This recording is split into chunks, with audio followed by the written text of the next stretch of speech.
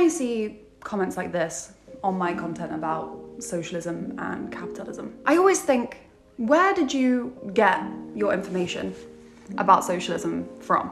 Today we're going to dismantle the notion that communism has any credibility whatsoever. Really critically analysing sources is an essential process in assimilating information. And what are your sources of what you perceive socialism and communism to be? So the claim here is that the success of communism or socialism depends on how well it's understood, how well it's sourced. But let's take a look at the difference between the two ideologies, open market capitalism and centralized communism. The left panel here shows the decentralized collaboration of everybody involved with making the items that we purchase.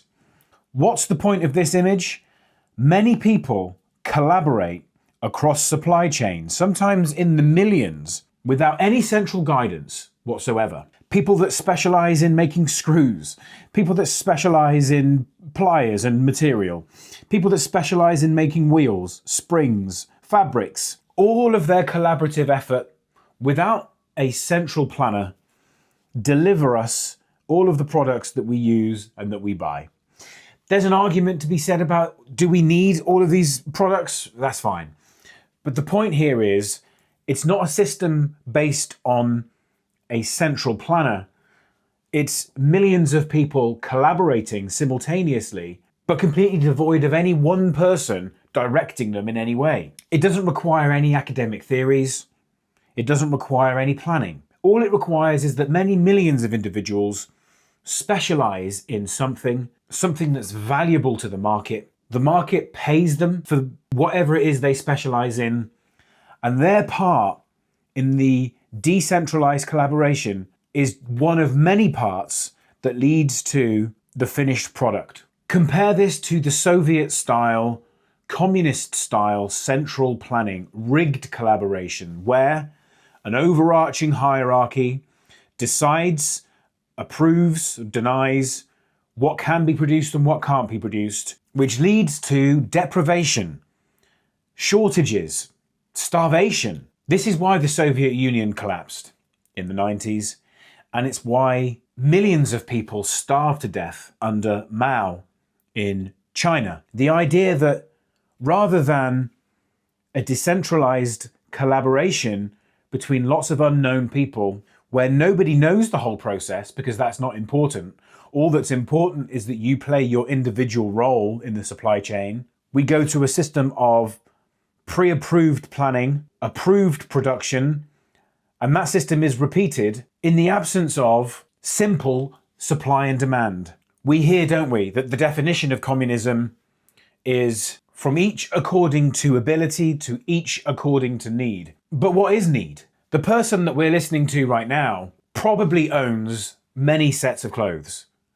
Do they need many sets of clothes? The person that we're watching probably has a lovely varied diet. Does she need a varied diet? The person that we're watching probably has infinite numbers of choices she can make about how she goes about her day.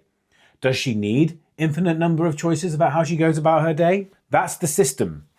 The central planning system has already predetermined what your need is, and according to its predetermination of what your need is, then approves economic activity. But that ain't human nature. That's not how we operate. We like to buy more things than we need. And guess what? By buying more things than we actually need, more people collaborate. And because more people collaborate, more people are able to earn money and buy things that they don't need and eat the food that they want to eat and make infinite number of choices about their life and their children's lives. Because if your source is an education system within a capitalist country, or even worse, the media of a capitalist country, can you not see that they would potentially have some vested interest in convincing the population that socialism and communism are not viable alternatives to the current capitalist regime? Okay, this is what's known as the lecturing birds on how to fly fallacy. The claim here is that because we have been educated by institutions within a capitalist system, It is those educational institutions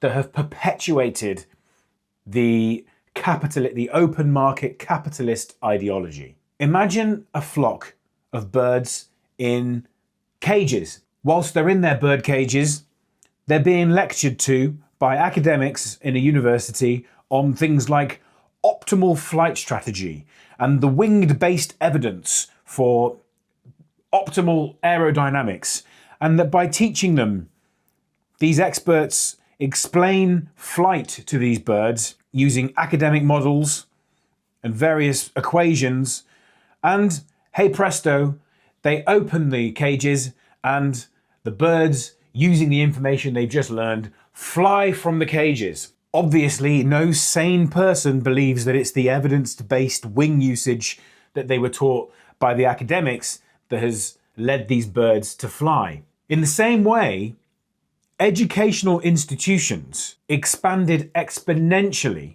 in the Western world as they accumulated wealth through open market capitalism. Of course, educational institutions have always existed in one degree or another for centuries, especially in England. The University of Oxford is hundreds of years old. But what we're talking about here is the ubiquitous educational institutions, schools, universities, colleges, everywhere. That is a product of an industrialized nation that has accumulated wealth through open market capitalism. Education was mandated in this country, the United Kingdom, in the mid-19th century, and it's the same throughout the Western world.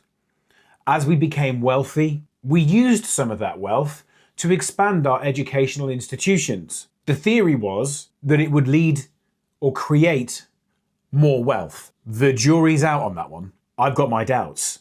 But what we can say with a degree of certainty is that it was not the education systems or the educational institutions that came before the wealth creation. How can you be simultaneously incredibly distrustful of your capitalist government, but still trust what they have told you about the alternative system to what we have now? Now, this one really is pointing out the bleeding obvious. The idea that the educational institutions in the Western world, particularly in this country and the United States, are wholesale promoters of the open market capitalist system is farcical. We know for a fact that 90% of teachers, academics are left-leaning in their political persuasion. This isn't a surprise to us. We know this about professors, especially in the humanities, but in other areas of education, there's ideological homogeneity. We know this. This isn't a surprise. It's a little bit more diverse in other areas of education, but still majority left-leaning. If there was anywhere on the planet you wanted to find the strongest advocates of leftist ideology, particularly Marxism, communism, socialism, you would find it in the academic institutions. It's not just a few crazies who believe in socialism, Marxism, communism, the theoretical ideology behind it. This theory was used throughout economics for literally hundreds of years. From an economic standpoint, from a mathematical standpoint, from a materialist standpoint, socialism, Marxism, communism, literally whatever you want to call it, they're based on very, very similar concepts, is viable. People have spent, the incredible thinkers, incredible minds, have spent their entire lives, whole careers, researching, thinking about, writing about, explaining to people how this works. The irony here is that no open market capitalist system requires great thinkers that have written amazing things over time. It's a system utterly independent of that. It functions without that. And over the centuries in the Western world, because of many small failures that have happened, there's been corrections.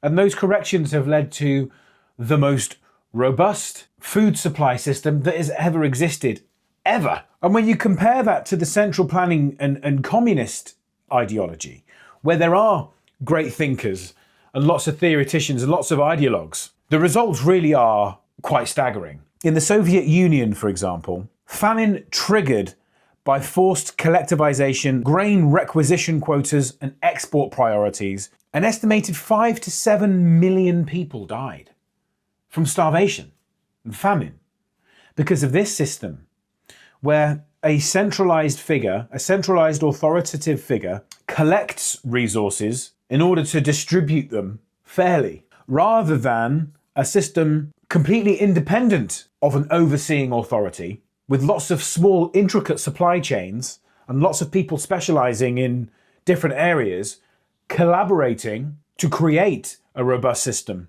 In China, under Mao, forced collectivization and abolition of private farming, among other things, caused an estimated 40 to 45 million deaths. This is what happens when academics and great writers and ideologues get involved with the policy of economic distribution. No incredible minds, no researching, no deep thinking is required. Open market capitalism will always be superior to central planning and rigged collaboration. Always. And you're happy to accept what some newsreader on the BBC or like CNN, I don't know what they have. I don't know where you're from. It actually doesn't matter. You're happy to accept what your capitalist government, which is currently ruling you right now, says about the alternative. So just think about that.